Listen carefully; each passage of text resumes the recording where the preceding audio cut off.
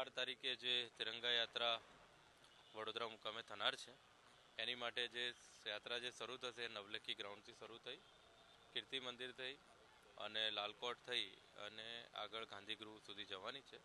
લગભગ 2.5 કિલોમીટરથી 3 કિલોમીટરની વચ્ચેની આ યાત્રા છે. લોકો બોડી સરખામાં પાર્ટિસિપેટ કરે એવું આપના વતી હું બધાને અપીલ કરું છું.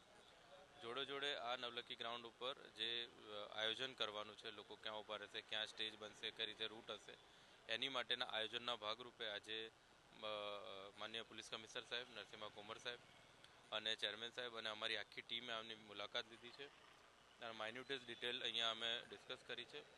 આના આધારે હવે રૂટ અને એના પરની વ્યવસ્થા અને સાથોસાથ અહીંયા સ્ટેજની વ્યવસ્થા અને આનુષંગિક બધી જે વ્યવસ્થાઓ છે એનું કામકાજ હવે એમાં ચાલુ થશે. હા, માનનીય મુખ્યમંત્રી સાહેબ પણ આમાં અપેક્ષિત છે, એટલે એ જ્યારે આવશે એટલે એને